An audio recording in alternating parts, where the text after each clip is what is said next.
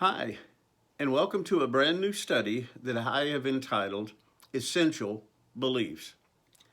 This first session is going to be an introduction to what we're going to be looking at because I think this study is different enough that it kind of demands an introduction so we understand where we're going. If I were to say we're going to have a class on the book of John, then you know exactly what to expect. But with this discussion, and especially with the topic, and believe me, I searched long and hard to come up with words that express best what I was trying to say by the overarching title for this series. It was difficult because when we hear things like essential beliefs, I think what we kind of interpret often is salvation issues. So let me describe, first off, what this study is not. It is not a study of salvation issues. There have been, especially in the last couple of decades, an attempt to differentiate so-called salvation issues from so-called non-salvation issues. In other words, there are folks in our fellowship who would say baptism is a salvation issue. You must be baptized to be saved. If you're not baptized, you won't be saved. But instrumental music is not a salvation issue. You're not going to lose your soul because you worship with an instrument. Or some would say confession is a salvation issue because with our mouth we confess unto salvation, but women's role is not a salvation issue. These are, and in talking about salvation issues and non-salvation issues, it almost creates a third kind of category. You have things that we must do in order to be saved. And the adverse of that is things that if we don't do will cost us our souls. And then there's opinions of what everybody does. And then there's doctrines or teachings that are non-salvation. They're not opinions, but they don't carry the gravity of salvation issues. Now, we're not going to be looking at that. And I'm not saying that that's not a very worthy study. I believe it very much is. But that's not the focus of what we're going to be looking at in this series. And as in any series, you really have to narrow the approach and the topic and what it is you're going to attempt to do if you hope to be successful in 13 weeks. So the study is not about salvation issues. It's about essential beliefs. Essential beliefs really transcend religion because they involve life itself as well as the life hereafter. It's not just about making it to heaven, but it's making it to death and judgment in a timely manner. What do you mean by that? It's living in a civilization to where you can live out your lifespan, that you're not prematurely taken out of this life because of someone else's force or someone else's perceived self-freedom to do what they want to do. In our Constitution, it starts out that the unalienable rights of a right to life, love, and the pursuit of happiness. It's interesting that, we assume life, but in forming these very foundational documents, they acknowledge we have a right to life. Now, in order to have a right to life, there has to be essential beliefs, essential practices, essential laws, customs, all those kinds of things, in order to protect that right, in order to defend that right. And we take that right very much for granted, but they didn't when they framed the Constitution. So what we're going to be talking about is how to establish and maintain a civilization that protects the rights of everyone, protects the freedom of everyone, gives everyone the unalienable right. Now, where would that come from? God himself. To life, love, pursuit of happiness. So civilization is the process by which a society or a place reaches an advanced state of social and cultural development and organization. All right, so a civilization is an advancement beyond a nation. It's advancement beyond a tribe because it carries not only are we united by geography or borders, we've reached an advanced stage of social and cultural development. And I think you can argue that the United States of America has done just that. Our freedom, our ability to own land, those things are very, very important to us. But I want you to understand that a nation's ability to succeed is based on well-established and maintained laws, customs, and mores. That's what creates a civilization, is mutual respect, if you will, mutual respect for everyone else's rights, as well as a respect for my own. So well-established and maintained laws, customs, and mores are very important if you're going to establish a civilization, a higher level of social and cultural development. Now, there are external enforcement of civilizations, and that's regimes, that's emperors, that's kings. And they use their force, they use their wealth, they use their power, often attributed to them, often gained through military use, etc., coups, revolutions, etc., to where there's an external enforcement of those laws, cultures, customs, and mores. So in that situation, the good is only determined by the goodness of the leader, i.e. a Hitler, a Stalin, Henry VIII, someone like that, that the culture begins to reflect the views of that person. An example would be Henry VIII of England. The Church of England was established because, as you know, he wanted a divorce. It would not be granted by the Pope, so he started his own religion. He made himself the head of that religion. And the Archbishop of Canterbury is really second in command, although he kind of is the Pope of the of the Anglican Church.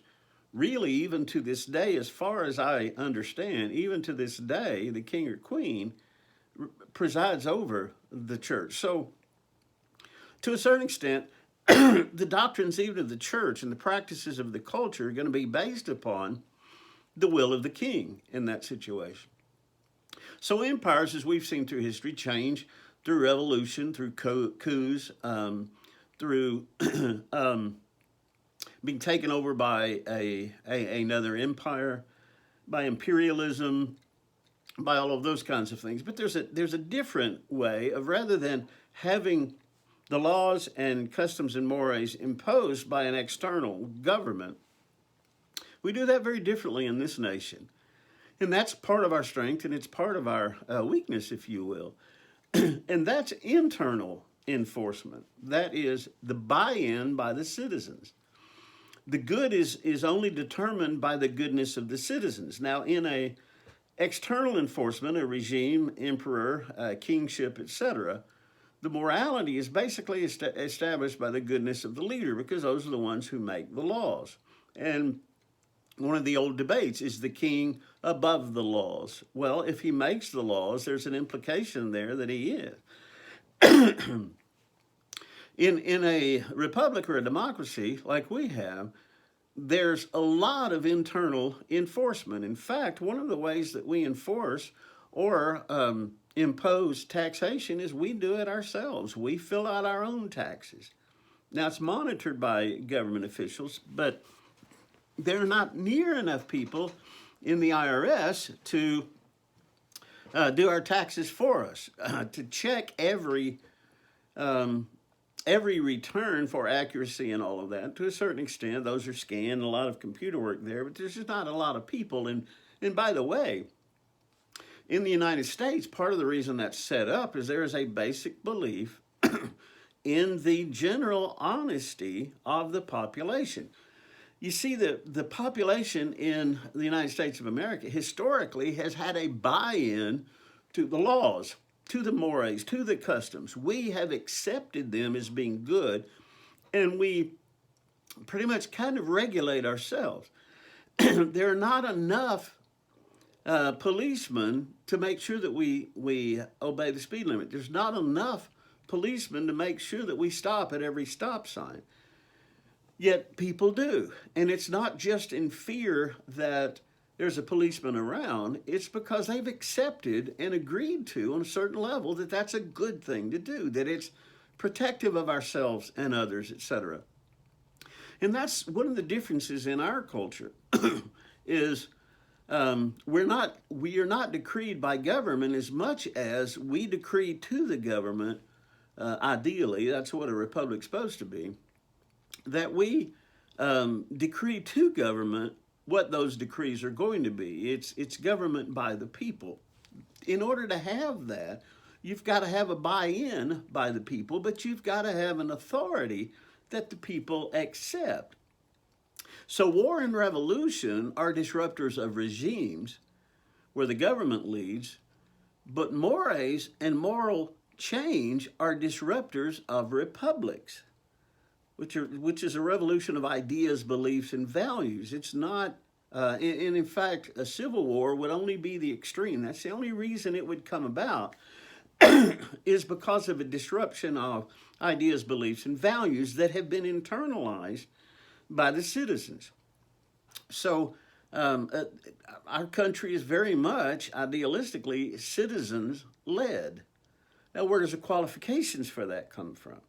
And that's kind of the challenge that we're facing right now is where are the qualifications for those who are determining the laws? And that's not the lawyers, that's not the legislators. Ideally, what that is us. Where does our authority come from? Where does our wisdom come from? What establishes us as being qualified to be able to do that? Well, traditionally what has done that is the foundation of our legal system and our laws, etc., which come from Judeo-Christian teachings. One nation under God. The acceptance, especially by the founding fathers, that authority was given to them by God, that the responsibility was given to them by God, etc. So our laws and our traditional beliefs are based squarely on Judeo-Christian teachings. Now, the Judeo-Christian writings that have come from God were the underlying authority. They were the foundation for those laws and beliefs. So if someone broke the law, first of all, their motivation to obey the law is it came from God, not just the people in Washington or the people who live around me. These came from God. They were founded on His writings. And there's authority in God, and it was always accepted, not universally. But through our history has been accepted that the laws of the Bible, the commandments of the Bible, the teachings of the Bible come from God and therefore are authoritative. So by and large, acceptance and submission to those laws and beliefs were based on an acceptance of the foundational authority where they came from, and that's God. Now, as we're going to see, when you take away the authority, the foundation, then those beliefs don't become beliefs anymore, and they certainly don't become authoritative. So it's either the internalized acceptance of authority or it's external enforcement. And that comes from the king. That comes from 1 Corinthians 13, where the government does not wield the sword in vain. It can enforce its authority. Now, the problem with that is it creates a contention between the king and the citizens. Because the citizens do not necessarily have a buy-in.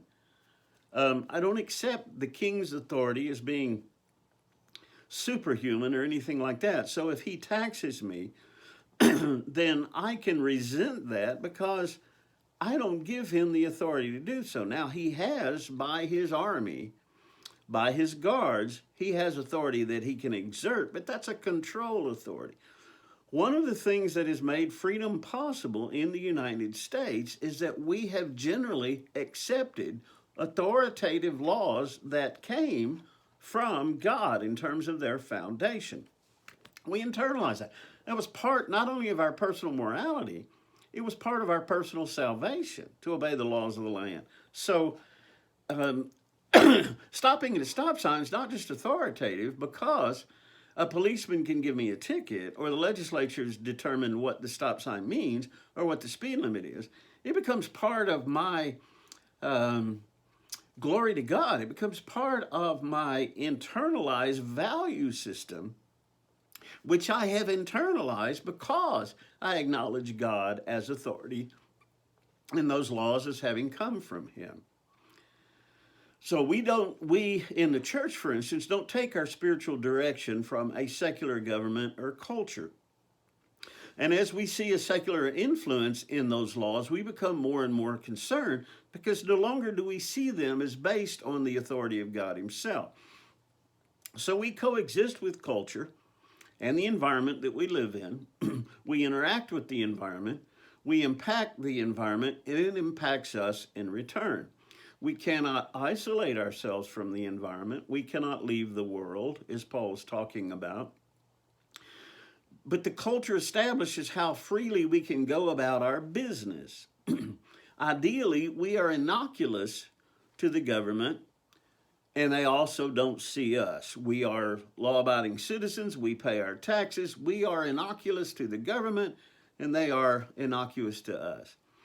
The establishment of a culture of freedom is in our best interest in achieving our mission. That's not necessary, but it makes our lives easier. So if we're invisible to the government, we don't cause them problems. They wield the sword. They don't wield reward. You see, that comes from God. But we're basically invisible to them. We go about our business. We don't cause them problems. They don't cause our problems. Increased involvement or intrusion in our religious practices or mission by government increases our cost of continuing our practice. And as we've seen in legislations come out in the last some years, that we see very clearly is not based on our Judeo-Christian heritage, which we as a culture generally internalize when we see that those are not congruent. When we see, for instance, the right to life, when we see that taken away from an unborn child, now we've got a division. Now our costs in doing what we are here to do, which is our mission and the practice of our worship, religion, however you want to say that, now we are not innocuous to government. Government is not innocuous to us. So a culture of freedom is ideal. It's not necessary. It's not essential, because we will survive in the midst of persecution, even though it's not our desired state. What I want us to understand, and getting back to the idea of essential beliefs, is what makes these beliefs essential is that they're backed by the authority of God's teaching.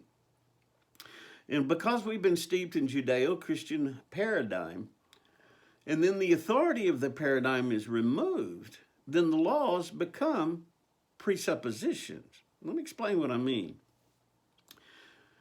When we have, every one of us has grown up, every generation after generation after generation in the United States, kids have grown up in an environment saturated with Judeo-Christian ideals, philosophies, teachings, laws, mores, cultural norms, etc.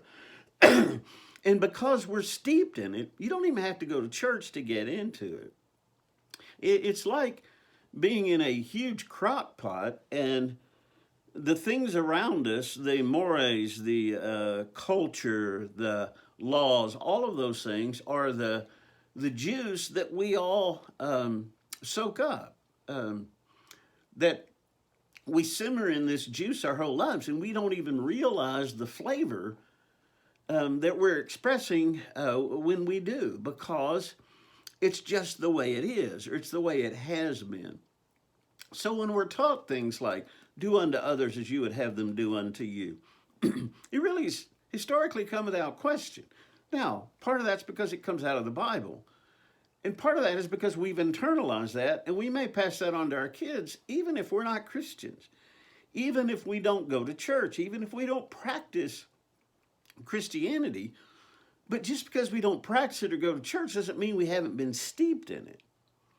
So that becomes a foundational belief principle that makes it important for a civilization. The only way a civilization can survive is if there is, on some level, do unto others as you would have them do unto you. If not, there becomes anarchy. It's do unto others because I don't want them to do unto me. It's do unto others so that I can take their stuff.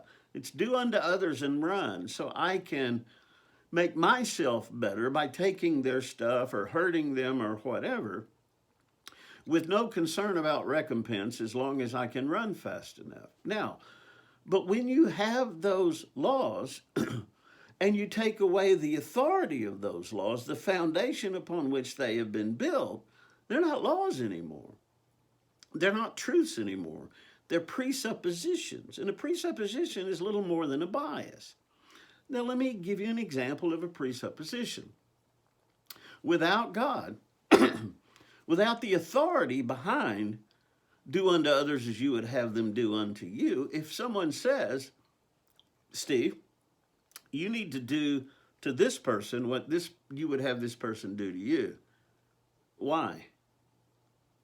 Well, you just should. You see, that's a presupposition. You're supposing that. You're not proving it. You're not demonstrating. You're accepting that it is the way it is. It becomes axiomatic. But the only thing that is axiomatic is something that can be proven to be true and that has authority. What we're doing in this culture is we're raised with so many of these laws and beliefs and customs and mores that come straight out of Scripture. And whether or not we realize it, then when we start turning on the authority of them, then they don't become guiding principles anymore. They become little more than suggestions based on presuppositions.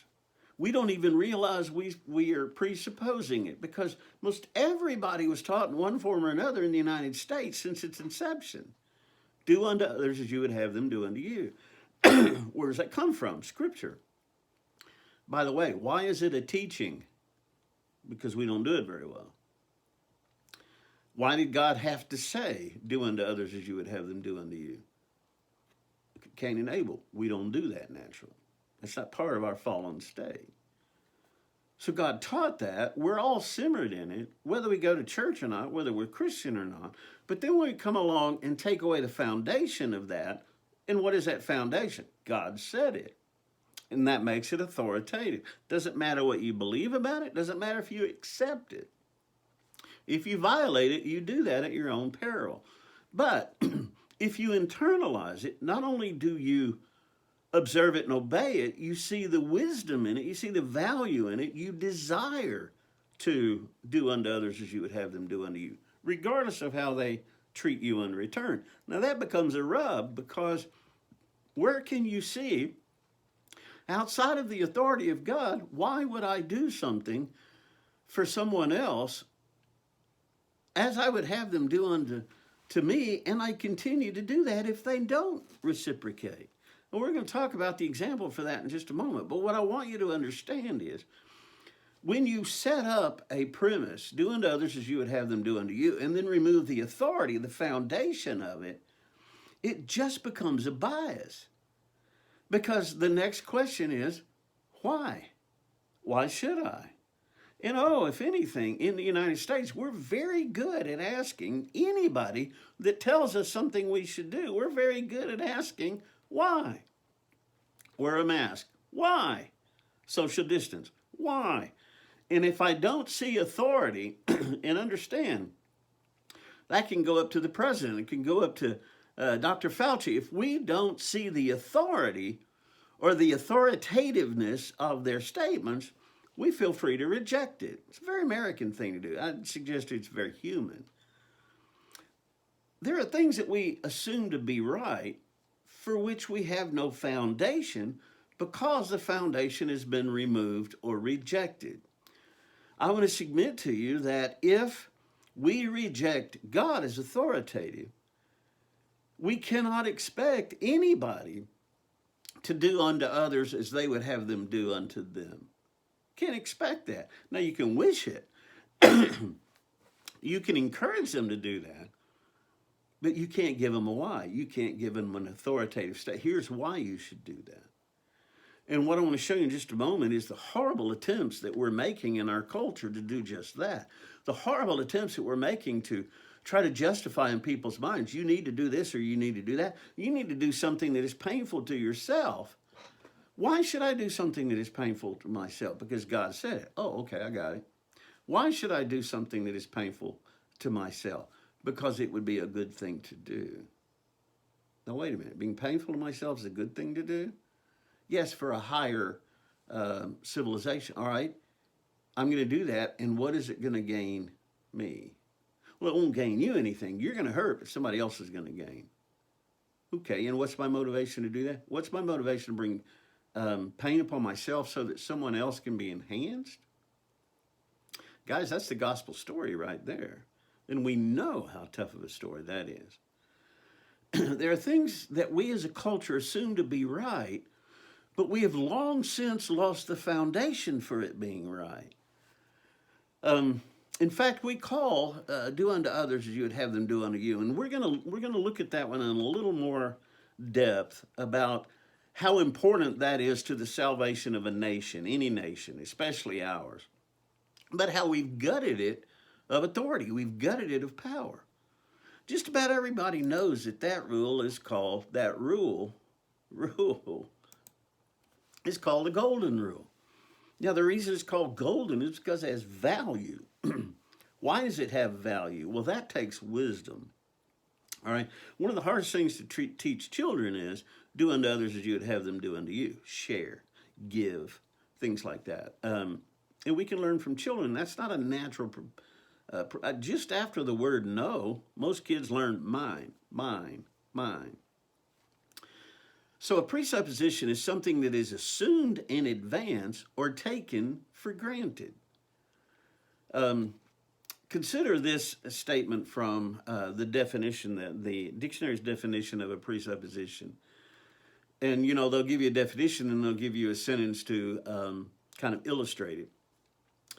The conflict could have been avoided if the speaker had openly acknowledged the presuppositions of each of them brought to the discussion. I want to suggest to you that sentence describes what's going on in government right now. It's describing what's going on in our culture right now. Conflict could be avoided if speakers openly acknowledge the presuppositions, and people don't do that. People don't offer their presuppositions for why should I march for, and you can fill in the blank. Why should I give money to, why should I try to advance, and you just fill in the blank.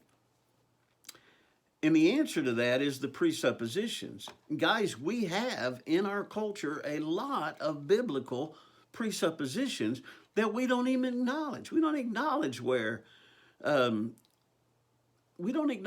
justice, eye for an eye and tooth for a tooth, comes from.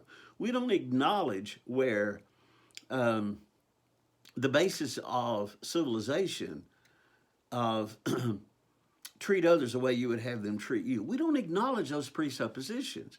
We just assume them. The problem with a presupposition, it's a supposition. It's not a fact. It's just something that I suppose to be true. I suppose it's essential.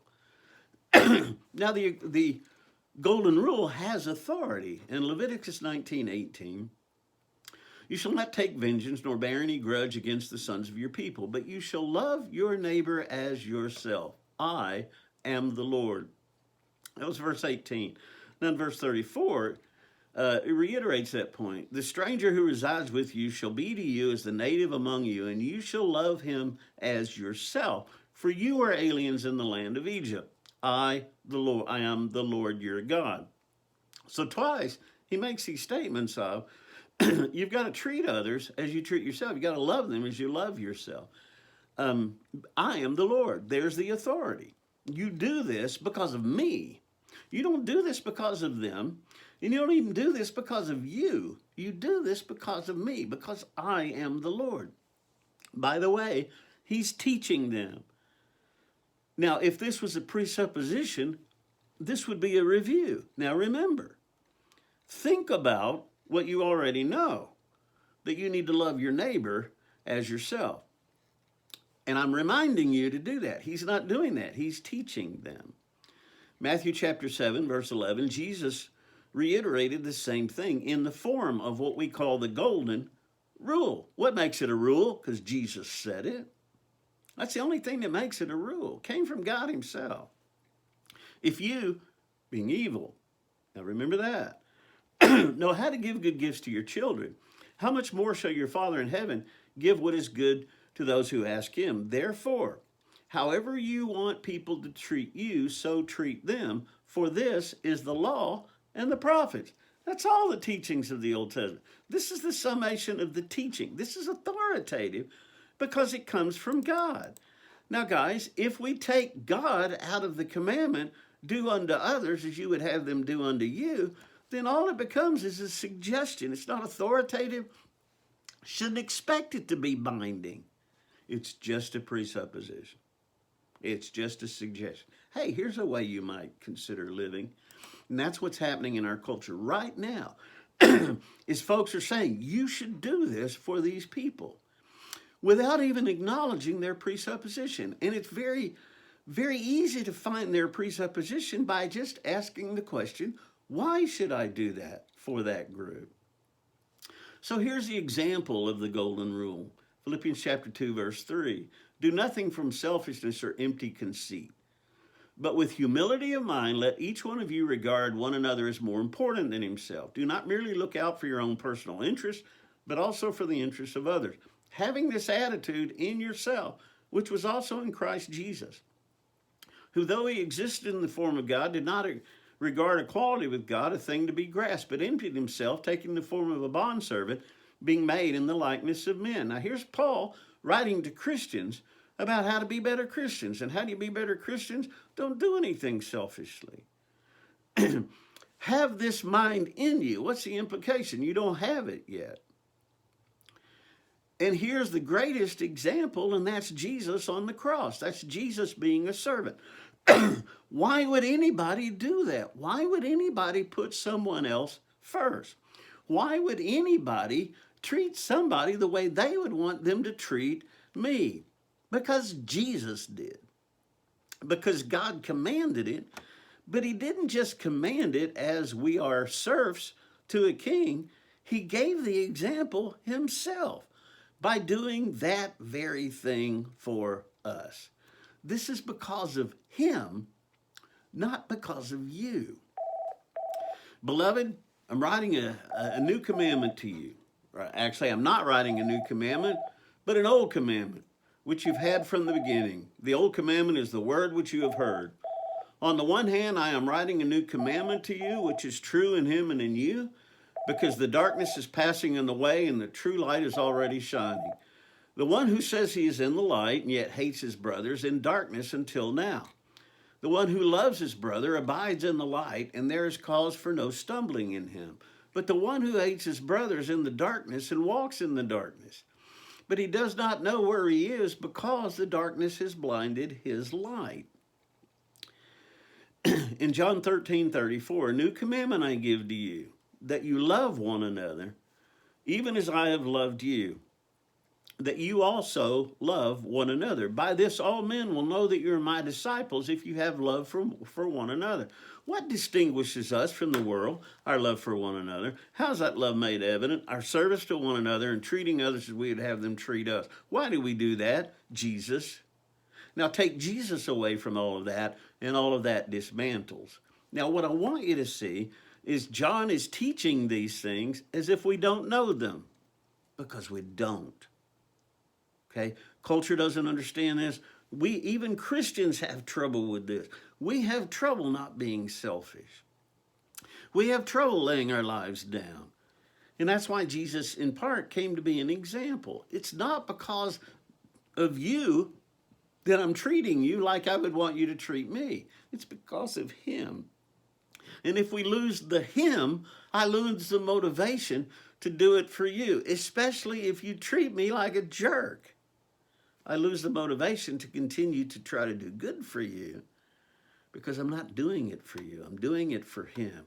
We live in a culture that is no longer doing it for him, but is demanding that you do it for them. Love one another is new. Do unto others as you would have them do unto you is new. Why are these teachings? He did not say, now as you go about doing unto others as you would have them do unto you, do it this way. He didn't do that. He taught them because we don't have this stuff.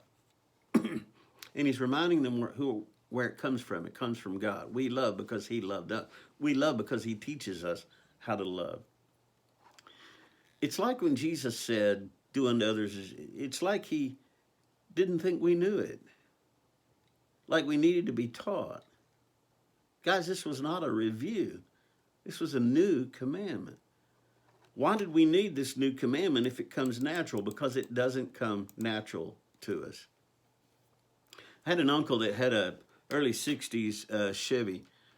And the Chevrolet had an ignition that had four clicks in it. And the last one started it. The next one was turn the accessories on. There was one, the second position, you could actually take the key out and you could turn the ignition. It had little ears on the ignition. You could just turn it on and off without the key. Now, if you turned it all the way back, or actually all the way to the left, when it was, because this is when they were still on the dashboard. If you turned it all the way to the left and you took the key out, it was locked. Somebody couldn't. But if you turned it one click to the right, you could take the key out. The car's off. There's no accessories. But you could start it just by turning the switch itself. You didn't have to have a key. He didn't keep his house locked. He didn't carry a key for his car. He lived in the Memphis area, and he would drive to work or whatever. He'd just turn it off, come out and get into it. Didn't need a key. Didn't have to worry about losing his keys. Now, why could he live that way in a culture? And by the way, that was in the early 60s. And they don't make cars that way anymore because our culture won't tolerate it anymore. Why could he do that? Because he assumed that others would do unto him as he would do unto them.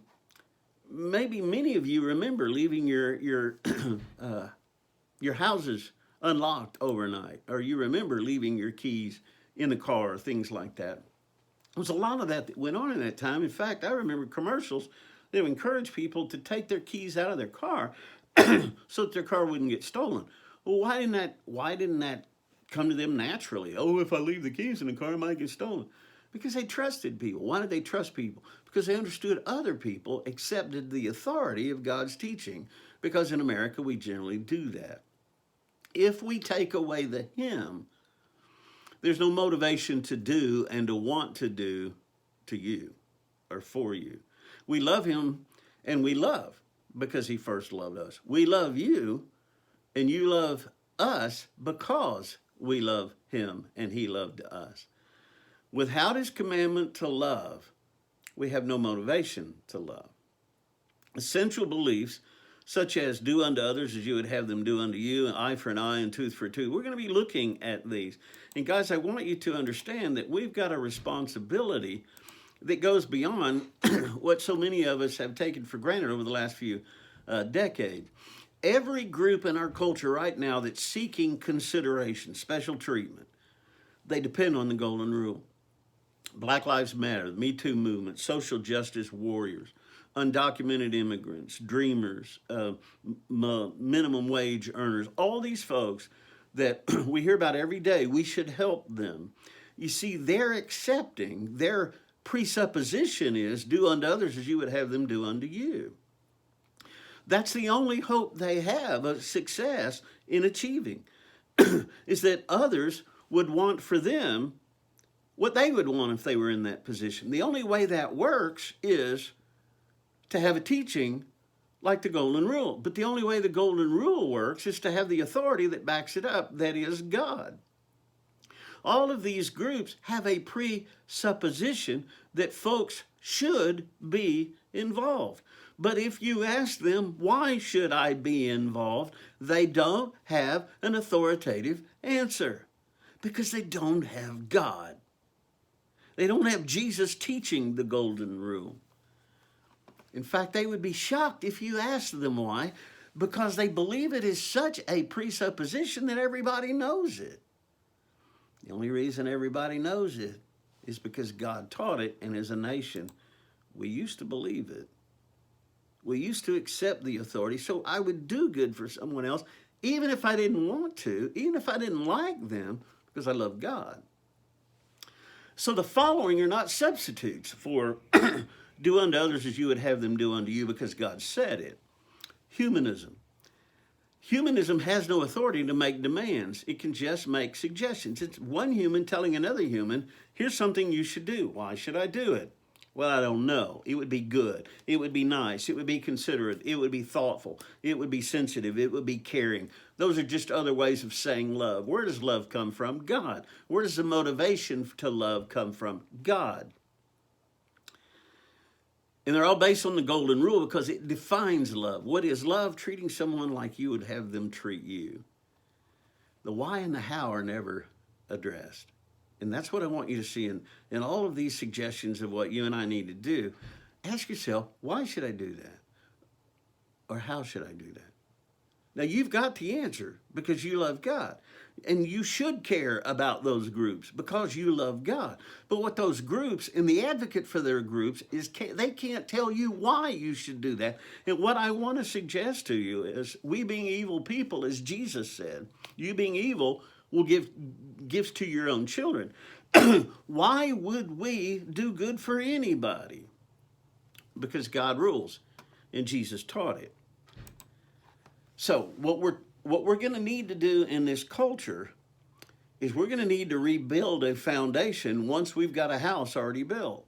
This house was built on the foundation of the Judeo-Christian heritage and laws. And now we're tearing out the foundation. What would happen if you tear out the foundation? And the foundation is not only the laws, but it's the motivations for them.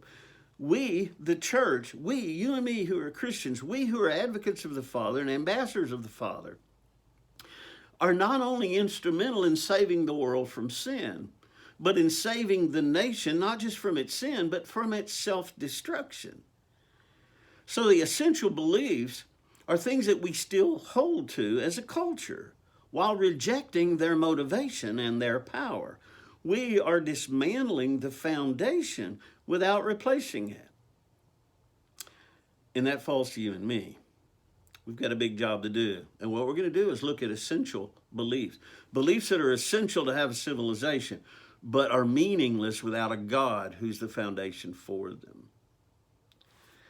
I encourage you in this study. I look forward to this. I think it's going to be a tremendous study. It's already challenging me. And I want you to know that you're the hope of the world. Now, I don't want to put the responsibility of the world on you. What I want you to do is shine your light. What I want you to do to think in terms of, if you have a discussion with someone about Black Lives Matter, about Me Too movement or whatever, get to the why question. Get to what's the motivation? Why should I care about the Me Too movement? Why should I care about Black Lives Matter? Should I? Yes, but why should I? You can answer that question. They can't. And by the way, that gets into a discussion of why, which gets into a discussion of the authority of Christ Jesus to tell us why. That gets into a discussion of having a relationship with Christ Jesus. Time's up. I love you. Look forward to this study and look forward to spending more time with you in the future. God bless you. And God bless us as we study essential beliefs. A nation cannot survive without them. See you soon.